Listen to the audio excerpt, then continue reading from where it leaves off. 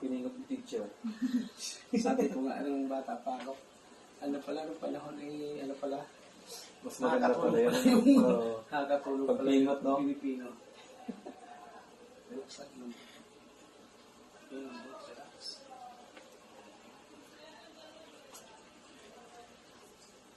Tayo na.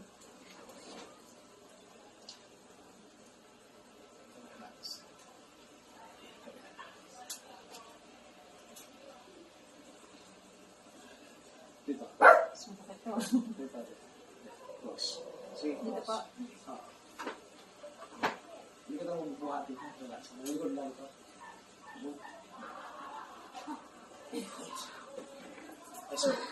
Ramdam na ramdam ko yung